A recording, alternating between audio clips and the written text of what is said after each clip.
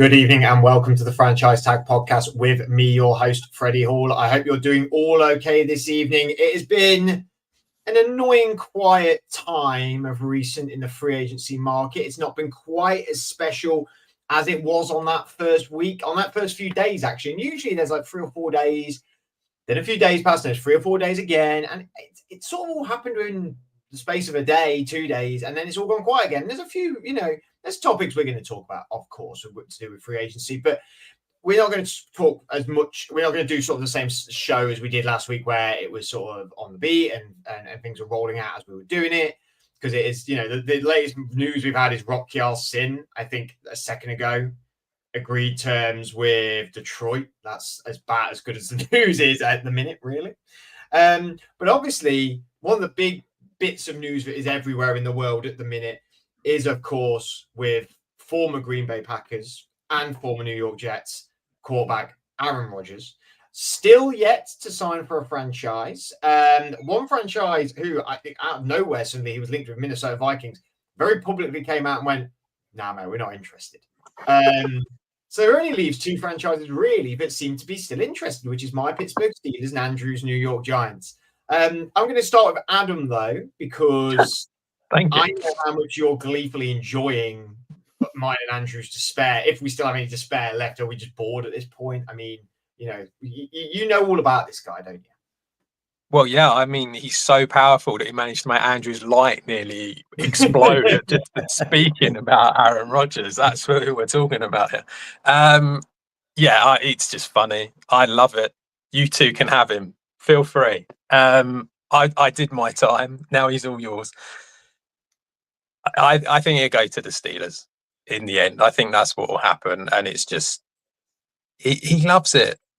He loves all the drama. He loves everyone chatting about him, and he'll keep going down this route. I think really he probably wanted to go to the Vikings. That's how it's coming across. That was where he really wanted to go.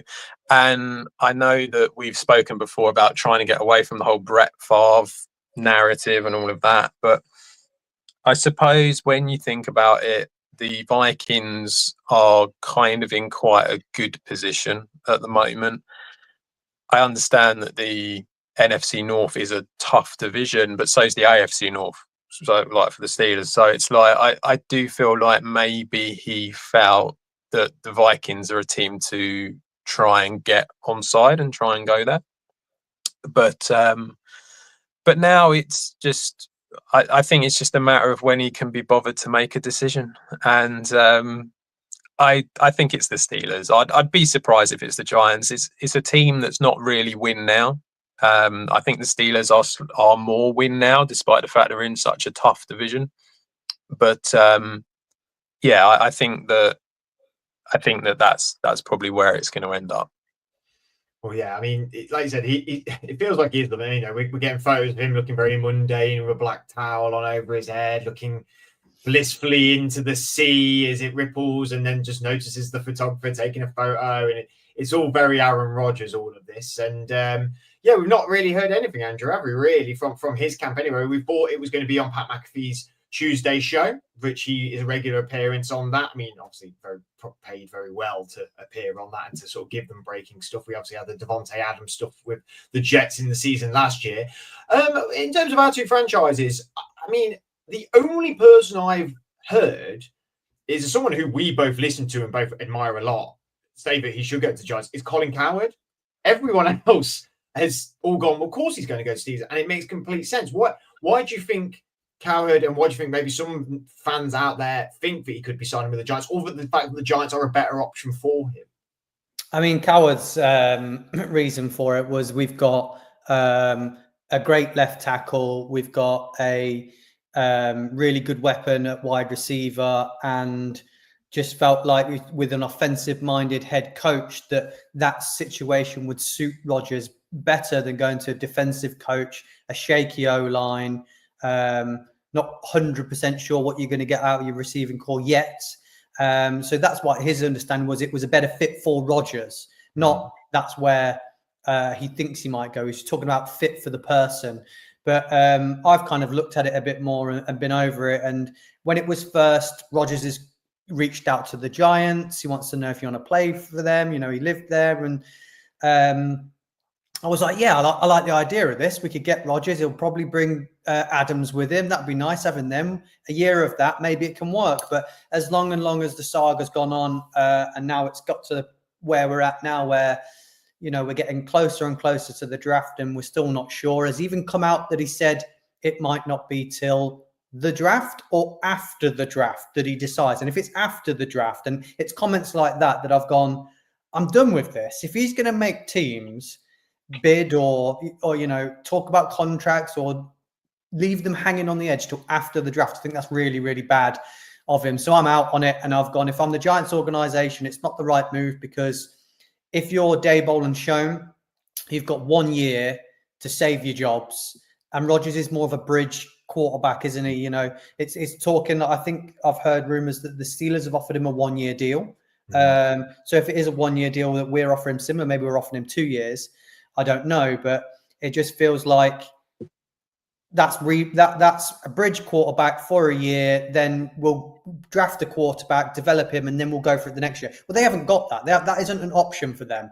So they may as well sack off that idea, get Shador or Cam or Dart, whoever's there in the draft for them, and go, let's try a youngster. And if it doesn't work, at least we tried something. You know, they could potentially be better than we think. We don't know. So let's give that a go and maybe bring in a Jameis Winston or something that can mentor the younger guy as well. That's not going to cost us much as well. So that's where I'm at with it. I'm kind of gone, Steelers, you can have him, because I think what he's doing, in my eyes, isn't fair on the organizations, isn't fair on the players, isn't fair on, you know, other teams that want to make moves, and we're holding everybody up. So yeah, I'm a bit out on it now, and I'm done with him. So that's where I'm at. Fred, where are you at as a Steelers fan? I mean, from the outside, looking at the history in the last few years, you know, I would, you know, looking at what happened with the Jets and everything like that. Part of me is like, I don't want to touch this guy with a barge pole. You know, the off-field antics, the way I think he might be. Anyway, the way we perceive him to be, I suppose, and that is the media's fault as much as anybody else. You know, and it is his fault as well, because he's allowed that, and he's also played up to that at the time. Part of me thinks he plays up to it on purpose and plays a bit of an act on occasions. Then I think about him at Green Bay, and even at the end of Green Bay, and even in the last few games of the Jets, he can play, and he can play better than all the quarterbacks we've had in the last 3 years. In fact, longer than that, probably 5-6 years, because Ben at the end was terrible. I think he goes into a situation that is nothing like the New York Jets in terms of, yes, the Jets, when he got to the Jets, great defense. We have a really great defense as well, but it is not as youthful as the Jets defense was when he went there. We've got a lot more age, a lot more experience, especially bringing in people like Darius Slay as well. And, you know, Minkah Fitzpatrick, though young, has played for a long time in this league. TJ Watt, Cam Hayward, you know, we've retained some guys. I'd like to have retained a few of the older guys, people like Larry Ogunjobi, I would have liked to have retained maybe. And then when you look on the offensive side, yes, I admit our O-line is shaky. But I think it's got more. It's got more upside than maybe the Jets O-line has. And then when you look at the actual offense, you know, when Rodgers got there, it was Garrett Wilson and nobody. And then it seemed to be, well, we'll just bring in his guys. Lazard's nowhere. Lazard was the number 2. He's nowhere near as good as George Pickens. You know, the tight end, Pat Fryman is a top tight end. He's better than the tight ends that they have it in New York. Garrett Wilson to DK Metcalf. I think there's a lot of people who could argue DK is better than Garrett. I probably would go Garrett Wilson myself. I think he is better, but I do like the way DK plays. He is more my sort of style of player. So I think he goes into it, but then we look on the run side of it. At the minute, our run game is nowhere near as good as Breece Hall, but I will admit that Breece Hall last season was not all that great. Their number 2 was pretty good. The lads whose name's escaping me now. Braylon Allen, he had some really top moments. You know, Jalen Warren is still good. I think we go running back in the draft. This is a really deep running back class. I know we haven't got our second pick, but we can move around. We can even move down. If anything, now we are more in a position where we look to maybe move down, I think. and go for it for that running back maybe, or maybe even the bridge quarterback. You don't know. I don't know what that idea is with that, I suppose. And I'm not on the finger on the pulse enough at the minute with the quarterbacks within this draft to know whether there's going to be some sitting in the third round that could definitely be prospects to start one day. I don't know that. So every bit of me goes, no, this isn't going to work. But the more I just sort of look at it and analyze it and see it, you're like, well, actually, this could definitely work for, the Steelers are, I hate saying this, but yeah, we've never had a losing season, but and that does matter in some capacity. I don't think it does, because I think it's just stale. I think we're hit a stalemate with it all. And Aaron Rodgers is a special quarterback and flashes some special moments. And we've got some now special players on this team. If we are a team that can get to the playoffs and we always crash out, Aaron Rodgers certainly is a margin mover in terms of maybe us progressing even more with that, with a defense that's maybe one of the best defenses he's ever played with. And that's not disrespecting any of the Packers defense that he's played with, but I don't know the history of that enough, to be honest. And it's just, and also again, and another thing which has just struck me really is he went to the Jets with a brand new head coach who had never been a head coach before. He was a DC, and some people were saying, was he that good at DC at San Francisco? I thought he was very good DC there, but his thing was defense. Yes, Tomlin's thing is defense, but he's got Arthur Smith there. Arthur Smith certainly is going to be thankful for him being there. But then at the same time, you've got to manage that ego with that. And I think if there was any coach in the NFL at the minute that has a track record of dealing with ego in the right way, Mike Tomlin is that guy. So really, to summarize, I am leaning more, but I like this. I'm leaning more with, you know what, let's kick the tires on this. Let's do a year of this. What's the worst that can happen? If anything, I'd be completely fine if this completely goes wrong and he goes and it's terrible and we get 3 wins, because for once we could be in a position to draft a quarterback of the future, which we haven't been in the whole time Tomlin's been in. So we either, as long as we don't, the biggest annoyance for me is if he comes in and it's another 10-6 season and we are knocked out in the wild card once again. Like that, for me, you're like, we've had no progress here. You had a lot of drama with Arthur Smith and Russell Wilson not wanting to run the ball and ordering out of run plays so we could pass the ball. And Arthur Smith it didn't work, and they fell out, and it's quite clear they want nothing to do with Russell Wilson. You know, they were all in on Fields left, and they've just gone, now Russell Wilson can go look at other jobs, whatever. Are you worried at all that Rodgers is going to want to pass the ball and not hand it off and not get on with Arthur Smith? Hugely, but could this really whittles down to what does Aaron want more? Does Aaron want it to be the Aaron show, or does Aaron want one more ring? No, he wants it's currently the Aaron Rodgers show in the offseason. I agree that I think he is more of the Aaron Rodgers show. But I think, again, if there's any coach in the league that could sit down with him and be like, look, if you just put a lid on it for a year, just play to our game plan, we can win a Super Bowl with this team, then does Aaron go, yeah, sure thing, boss, let's do it? Like, because the problem is he's getting to the point in his career where he's becoming the greatest to never do that much. And I know he's won a Super Bowl and he's been MVPs. And he's only got 1 ring to show for it. And he should have way more. He should have way more rings for the talent. He is on some people's Mount Rushmore of quarterbacks, and yet he only has 1 ring. Like, you got those MVPs. Now, if as I believe what you said to be true, if truly it is the Aaron Rodgers show, he will not give a shit about that. All he'll care about is the stats the records he holds, the MVPs he holds, the personal accolades. And is that are we just perceiving that because is that what we've been painted the picture of? But what is he like when he's actually inside the building? I don't know.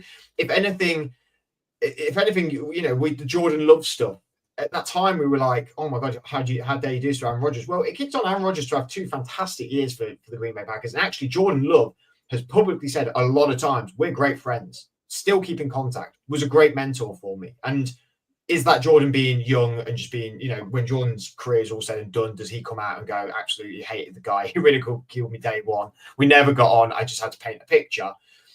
It's all about what they do in the building, and it's all about the conversations they have in the building. And I think Tomlin is the only coach in the league at the minute that has the need for Aaron and can control Aaron in a way. Just quickly, I think that Rodgers is very much a player's player. So when he's in the building with them, he does very much support them. And Jordan Love coming out and saying what he said is probably accurate. There was a lot of Jets players that were upset when they realised that he wasn't going to be back this year.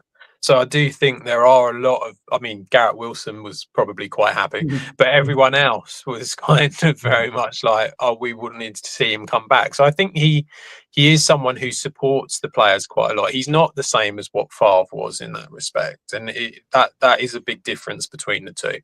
So I think that he experienced what it was like on the other side of it, didn't like it. And so he is more likely to help out players. I just think the problem is that he believes that he knows better than the coaches. That's the problem. And to a certain degree, obviously, he's the one who's playing the game, and sometimes they're not guys who have played the game that much. So you could argue maybe he does know better at certain times. But the problem is, in the same way that Russell Wilson didn't get on because they wanted to run the ball a lot, if they take on Aaron Rodgers and then come out and go, we want to run the ball a lot, then that's going to be a problem because he'll just change the play. He'll just come out and go, oh, I saw a better play, so I did that instead. And he won't care. So that's the problem. And then you've got to deal with that. And then not only have you got him, but you've got DK Metcalf there now. And it does kind of feel like, I'm surprised in the Steelers as an organization. I'm surprised that they've put themselves in this position because I always thought they were an incredibly well-run organization where it kind of now feels, well, we've traded for DK. We've basically gone all in with that kind of move. And a 5-year contract. We have no quarterback. And now all the options are kind of disappearing apart from one guy who they don't want in Russell Wilson, Aaron Rodgers, who's playing like hardball as he always does, or a quarterback in the draft, where realistically the Steelers are not in a position to draft a starting quarterback this year. No. So it's very difficult. No, I'm surprised they've ended up in this position. Adam, I've got one more thing for you before we move off the Rodgers topic. If we're saying the Giants aren't win now and it's not going to go well for him there, and we're saying the Steelers, it could just be the same, and they're not really Super Bowl contenders, I don't think, at the moment. They're just a good, solid team that could get to the playoffs. And you were saying he was hoping that the Vikings were going to be available. Is there any chance that he goes, I don't fancy either of those two teams? It was a reputation thing. Didn't want to go out with what the Jets was and goes, I'm done, I'm retiring. That's entirely possible. That can happen tomorrow or in 2 months. But I think the Steelers and the Giants are not going to be held to ransom by Aaron Rodgers. If he goes, I'm not signed till after the draft, Giants are definitely going to go and take a quarterback. We should, or at least explore every other option and look at that bridge thing maybe, or we make an even bigger splash and we go, right, we're going to trade all the picks and we're going to go and get the top guy this year, which I wouldn't do myself. I would hold and sit, maybe take someone a little bit earlier at 21 than maybe people's opinions are of that. I mean, a lot of people now, a lot of the quarterbacks have been rising up the board on a lot of people's draft boards because of the pro days and combine and everything like that. And also just because of just hype of it all. So, but there is, the only person out there is Russell Wilson. It really isn't there. There's no one else. And I mean, that's good. We'll zig and zag with this. But what about Andrew? If Russ went to the Giants, tomorrow, how would you feel about that? Because for you, would that be just a bridge thing as well? Would you still think we still need to draft a quarterback in the draft? If he's cheap and he's willing to mentor a rookie and know that he's not got a starting job and it could be a backup job, get him in. No issue with that. But if he's coming there because he thinks it's a starting job and he's going to start his career again somewhere else, then it's not the right move for us.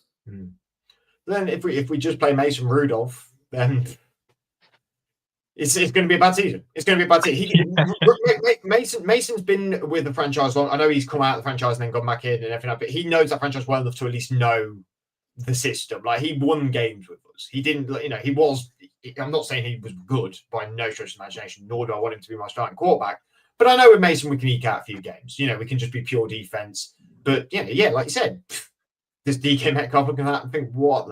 All right, maybe money talks. And he's like, well, I've got all my money in the contract. I don't need to worry about it. But what does that say to George Pickens, whose contract is going to come up? What does it say to, some of the players on the defense about like, well, that means we've got to do double amount of work because the guy on the other side can't keep us in games. TJ Watt might look at that and think, man, I've worked my arse off here for how many years and I've still never even seen an AFC championship game. Maybe I'll pack up my bags and go and do what Myles Garrett did try to do this year until money talked and he stayed. Like, mate, if I'm TJ Watt, if that happened as a Steeler fan, I would be like, fine, absolutely, I completely get it, TJ. We've not done good enough for you to be able to put you in a position to win a Super Bowl, and you thoroughly deserve to win one. Joe Flacco is always an option. Yeah, he's an ex-Raven as well, imagine. Super Bowl winning Raven playing for the Pittsburgh Steelers. Jeez Louise. What a world we'd live in if that happened. Let's segue into another topic that we have prepared for this evening, and long may the Aaron holdout happen. Let's just keep our fingers on the pulse of all that was happening. You never know. In this show, it might announce it. You never know. We'll definitely go back on it. Become the Aaron show. The franchise tag's becoming the Aaron show. He's even getting into us, into our heads. That's how he got into the lights. Now he's getting into our heads. There you go. We'll move on to the Seattle Seahawks. So it's been a bit of a strange off-season for the Seahawks. And it was a strange season for them last year because they started to do moves. They trade away DK, they trade away Geno Smith, and you're like, okay, well, something's going on with the Seattle Seahawks here. It's been a bit of movement. They bring in Sam Darnold on a contract that we all thought was very fair and a time span that we thought was very fair as well. 3 years and just over $100 million. Similar to on the Baker Mayfield contract. We spoke about this last week, but if he was going to get a contract, that was probably the ballpark of what he was going to get. They've then gone and spent money bringing in Cooper Kupp. They get rid of Tyler Lockett as well. Sorry, they got rid of Tyler Lockett and DK. So JSN, Jackson Smith, and Jigba was the only one left. They then bring in Cooper Kupp. They've brought in Marcus Valdes-Scantling as well, MVS, who's been a complete journeyman around the league at this point as well. I don't really know what Seattle are trying to say, Andrew. What are these moves signalling to you? Well, originally, before any of this happened, obviously I had a look at it and was thinking myself, I think they need to move on from these guys. Contract years, going to have to pay them a lot. Geno's getting really old. So I think when you look at it in terms of what they've done and you go, Smith and Metcalf combined £70 million. Let's move off of that and bring in Darnold, Kupp, a second and a third, and it only costs you £40 million. I can see the business strategy there. But for me, I'm going, what is this? Is this a rebuild, or is it just try and maintain sort of a bit of a team and then rebuild later? I really don't know what it is, because if you're going to get rid of DK and get rid of Tyler Lockett and bring in Sam Darnold, I'm going, well, you're looking at the draft. You don't want to spend lots of money. Bring in some free agents, maybe on the O-line and D-line, where you could really do with the help. And then they went and spent loads of money on a really old wide receiver that's banged up. And I'm like, well, this isn't a rebuild. And then they bought Valdes-Scantling in, who's been around the league and played for some teams and not really lived up to really high expectation. I'm going, these are like B-Tech versions of what you had and expensive. I don't get that. And that's where I'm stuck at. Yes, it's savvy and you've saved a load of money and you've got a second and a third out of it, but I don't understand the people that you brought in. That's the bit I'm struggling with. I'm just trying to look now to see who they have actually brought in. So we get a bit more of a clearer idea of the exact moves that they've made. But Adam, I mean, I agree with Andrew. Like this, say, if you're going to do it, say it with your chest. If you're going to rebuild, say it with your chest. Just blow it up. If you're going to transition, say it. Say you're going to transition. You've sort of gone from Geno Smith, who's never lit the world on fire, but was a very, very decent quarterback, to Sam Darnold, who has effectively had 1 year of being pretty, pretty good. Indoors as well. Indoors. Okay. You get rid of DK Metcalf, who, to some people around the league, I would say, is a star wide receiver. He's a very, very clear number one receiver. You get rid of Tyler Lockett, understandable in my view. He's older. I get it. Completely understand. You have then DK and Jackson Smith and Jigba. He takes, he gets more of the ball because and Jigba, even when he got drafted, we were all a little bit like, that's an interesting move by Seattle. And he's good. We can see he's good, but he's not having what we expected he was going to have when he came out of Ohio State. He's not really hit that level. And so from your aspect, what Andrew's given his opinion on what he feels about it. Where are you with it all?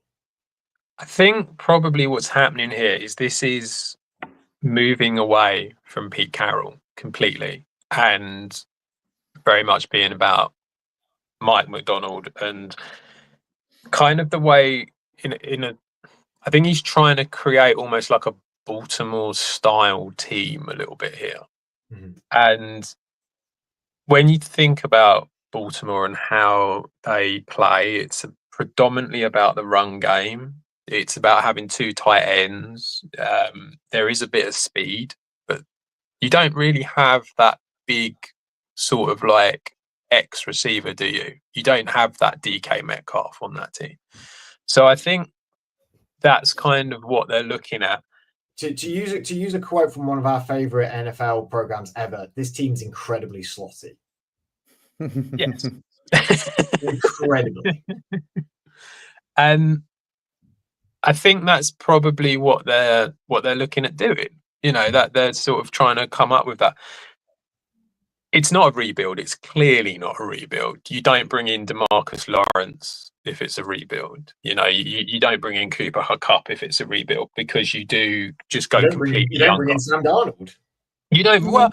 Well, Sam Darnold's a little bit different, I think, because I think when you look at the contract, I know it says it's a 3-year deal, but there is kind of an out after 1 year here. And I think that they've just gone, we're paying the same for a guy who's 7 years younger than Geno, something like that, 5 years younger than Geno. And they've kind of gone, let's give it a go. Let's see what happens. And, we'll see how he goes. I think also a lot of these quarterback moves this year, it is because the draft class is not good in the quarterback draft class this year. It's not great. So I think that's how come you're seeing the likes of Sam Darnold getting paid quite a lot, or, I would argue Daniel Jones getting paid quite a lot for 1 year. And I don't think you would have seen that if you were getting a lot of decent or potentially decent quarterbacks like last year coming in this year. So I think there's a bit of that in it as well. But yeah, I think they're trying to change their identity a little bit. They want to. Personally, I think they're going to go run heavy.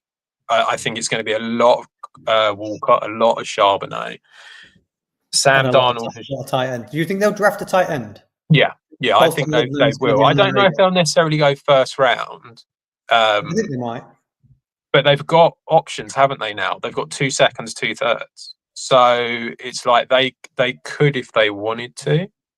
Because he spent time with Harbour at Michigan as well, didn't he? So yeah. There are a few options here, and I feel like that's where they're going to go. It's not so much a big focus on wide receiver to replace these guys. As you said, Tyler Lockett was getting older. DK Metcalf, you're going to have to pay him a fortune. I think they're just changing their identity a little bit. And also, I'm not saying that they're going, screw 2025, it doesn't matter. But I do think there is a little bit of, the LA Rams are a pretty good team, and they were appalling at the very beginning of last season, and then they really kicked on. They might just be looking at it, coming out going, actually, we could do with a year to kind of change our identity, change how we want to play, get used to it, and then kick on later down the line.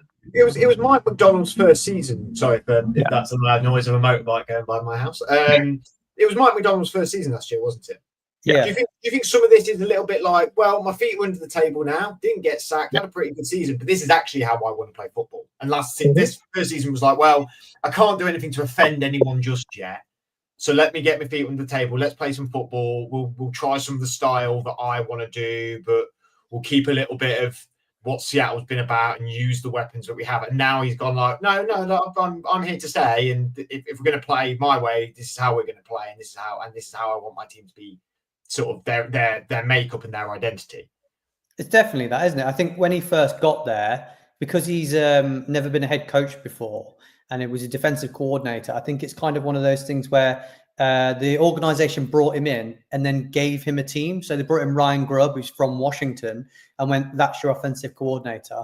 Because they had a 10-win season, and their offense looked quite, they unlocked JSN last year, and your offensive coordinator got fired, which to me didn't make any sense whatsoever. But I think that was a Mike McDonald. I want a my guy in there. I want a guy that wants to build the team the way that I do, which is why Clint Kubiak's coming on board. And we saw what he did with rejuvenating Alvin Kamara's career at the Saints in a struggling team. So I think there's definitely that, Fred, that it's I want it to be my team and I play my way now. And now I've had my 1 year of being with the organization and you giving me a team and showing that I can do it. So I think that's definitely what it is.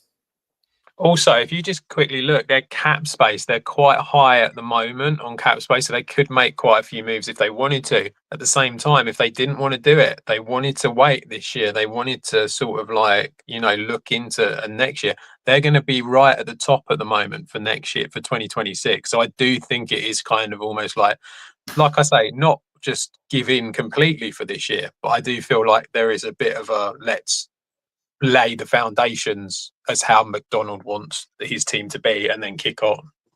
Adam, you talked about the fact that they want to run the ball more and maybe use the tight ends more. And I mentioned the fact that I thought the Kupp bringing him on was very odd. Now, as I said, JSN was unlocked last year, and at the back end, he was so productive out of the slot. And Cooper Kupp, when he was at his best in the Triple Crown and most productive, he was out of the slot. What do you think this means for those two? Which one do you think they're going to move away from the slot and on the outside, or moving around? And where do you think they both sit now? I'd be surprised if JSN moved from the slot, because that's kind of what he's done, isn't it? Quite a lot of his career. So it'd be shocking if he did move away from it. Kupp has been on the outside every so often, but he's just better in the slot. Maybe, I don't know, you'll have two slots that just be going like that, crossing over each other. Who knows? I mean, it could be chaos. No one knows where they're going. So, but yeah. We saw it a little bit, didn't we, with Kubiak at the Saints, where Chris Olave got a lot of the ball and then Shaheed got a lot over the top. So it'll be a Marcus Valdes-Scantling sort of going to be up in the fantasy if he like Shaheed was. Yeah, on MVS every week next year. Come on, that's what we like. Let's stick in division and talk about another team within the NFC West, and that's the San Francisco 49ers. And again, we're really staying on topic in terms of like, what are we doing here? What's the identity here? I mean, I've got a list up of the guys that have now left there, and that's what we're going to talk about is what is the 49ers plan moving forward? Because this team was a Super Bowl finalist just last, not the season, just gone the season before in early 2024, 2023 season.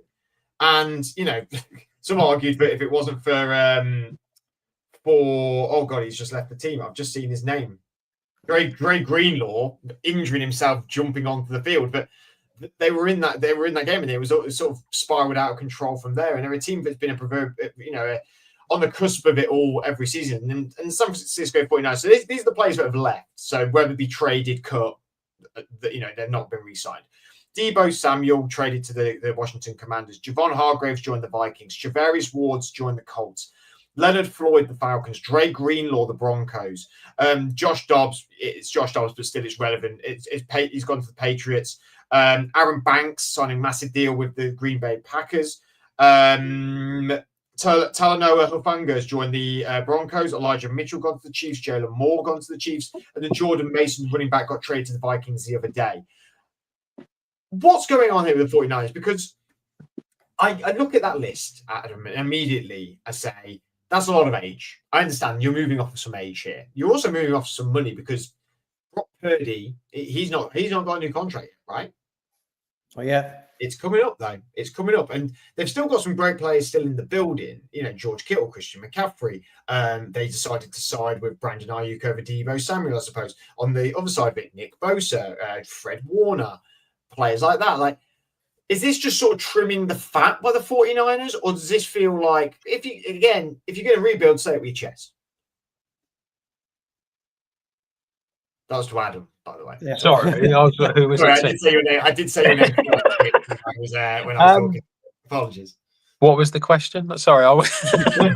Oh, you thought it was for me, so you zoned out. Yeah, pretty much. Well, why don't you take it, Andrew, if he's zoned out, not interested in it? Well, it's a shame because me and Adam have spoke about this away from the podcast, and he was the perfect person to answer this one, because I was kind of like the same as you. I was going, what's going on?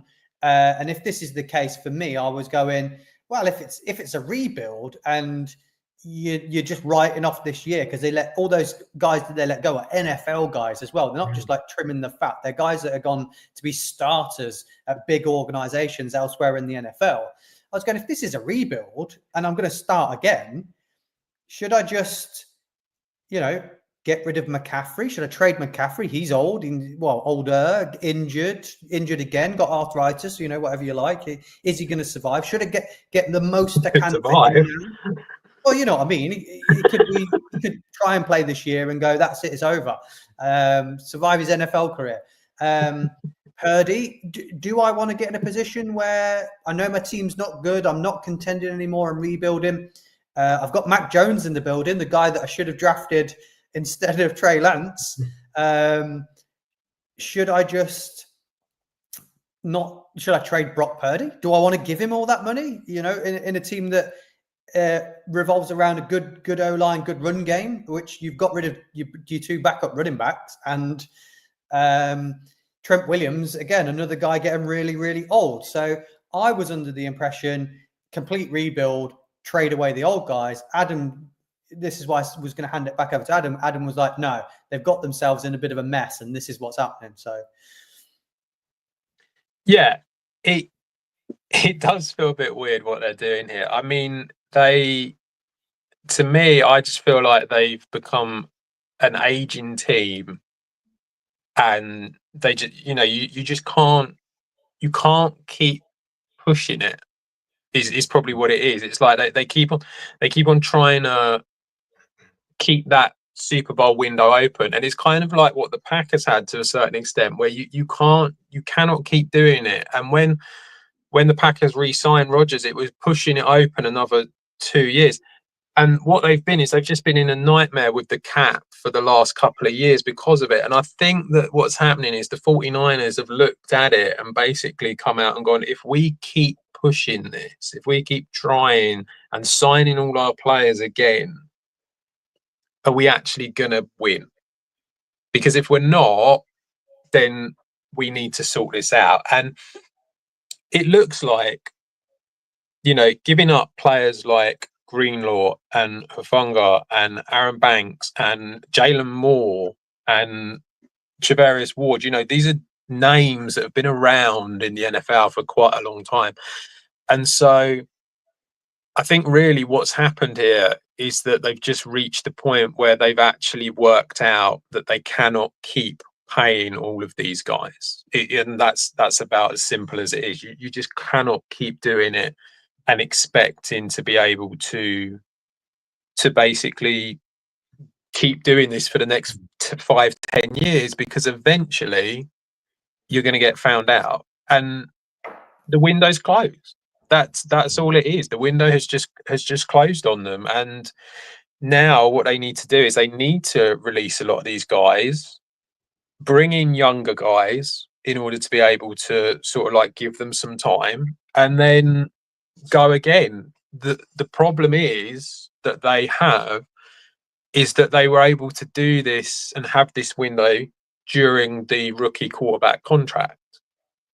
Now, I would be shocked if they don't sign Purdy. I don't think he's amazing, but I think he's a solid starting quarterback for many years to come. He's clearly capable. But I don't think he's going to be that extra thing that's going to push you over the line. And so now they're in this position where it's a little bit like, what else do you do other than you have to trim the fat, you have to get younger. That is the only way you can do it now. And this is why Deebo Samuel's gone. It's looking more and more likely that Brandon Ayuk's going to be leaving by a trade, whether that be the Patriots or the Browns. They seem to be the two teams that are after him. So there's another big contract off the books. And I think they're in for a bit of a rocky ride for the next couple of years. I also have to add as well, I know they've been successful with this team, but a lot of these players have not been on the field all that much. There has been a lot of, when was the last time George Kittle had a full season? I know Christian McCaffrey had a full season a couple of years ago, but consistently injured throughout his whole time. It's been very next man up there.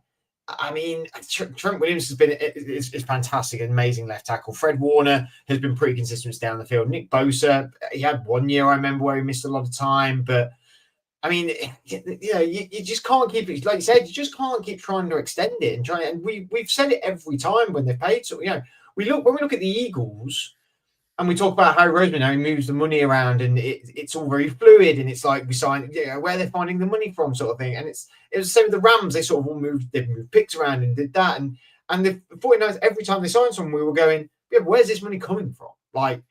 They're paying Peter to forget about Paul later. That it's not had a very much of a plan in place. It feels like, and with the Brock Purdy thing is, well, I hate to say this from quarterback, but I think for them in the building, he executes he executes Kyle Shanahan's plan very well. He executes it very well. I think there's a guy in the draft that would execute his plan just as well, and they could get rid of Purdy. Well, they might. But you're not going to do that. That's not going to happen. It's the same conversation as Tua. You're not going to do it. If you've got a quarterback and he's already on the team and he's doing what you want, you are not going to chuck him for the potential of a quarterback who might be able to, just because some crazy person in England comes out and goes, I think he'll do better than Purdy. So they just don't do it. They're more than happy to keep the guy in the room that knows the system. Yeah. Especially with the level that they're at, I suppose, because in their brains, they still go, but we've still got Kyle Shanahan. We've still got the players that we've got. Of course, we can be a Super Bowl team. That's probably maybe what they think in the room. So, yeah, I think it's going to be a turbulent time for them. It would not shock me to see another poor season from the 49ers. And weirdly, we've seen it from them. They've dipped. They 1 year they're Super Bowl finalists, and then the next season they are having a top 10 pick. They've done this for the last 6 years. They've very much yo-yoed. And that's what's worse is they almost yo-yo so well is that then they're really great and nearly get to a Super Bowl. And then they have the 7th pick an absolute worldie of a player. Then they're amazing, and their recruitment was fantastic as well. And you're getting people like Chase Young in and players like that in that Super Bowl push against when they played the Chiefs in that final. And now it's feel like it's pulling apart the seams. But we can only see what happens in the next few weeks. Maybe there'll be more moves to be had, and we'll see what happens. How many losses do you think they would have to have for Shanahan to be on the hot seat? Or if they started the season, I don't even think he'd be on the hot seat. I don't think they'd move off him because who's better? Who are you going to get in this better? No, I think conversation's got to be had. I think him and John Lynch have a fantastic. They're probably one of the best duos in terms of relationship within the league. Outside of maybe Sean McVay, Les Snead. That sort, McVay. I'm just saying McVay. Reed and the dude at the Chiefs, whose name's just escaped me. Well, we'll leave that all for you to maybe answer. The dude at the Chiefs. The Chiefs GM. Yeah. Oh, he's gone. No, he's the one who's gone to the Titans. No, he's the assistant. Oh, No, we can't say. We can't say. We need to leave everyone. Brett Veach. We can't Brett, you know, you it's should have annoying said it. that John Middlecoff literally says Brett Veach every single show. I know, yeah. That's exactly why I was like, I know his name. It's on the tip of my tongue. We should have said anything, and then our listeners and viewers could have gone. Don't worry, though, 49ers fans, because you signed Luke Farrell, tight end from Jacksonville, on a 3-year deal for $21 million. And who is this guy? And why is he getting paid so much? We've seen him enough at Wembley, so you should know. Well, you never know. You never know. They might be playing in Europe again. We might see him again this season. Andrew, Adam, thank you very much for joining me this evening. Thank you guys for watching or listening to us on whatever platform you do. Make sure you like and subscribe on YouTube, this video and the rest of our content. We've got some fantastic draft content that these two have been putting out there. It's been really, really great. So make sure you go and check that out as well. Make sure you go check us out on all social media platforms and give us a follow. Until then, have a good rest of your week, and we'll see you all again very soon.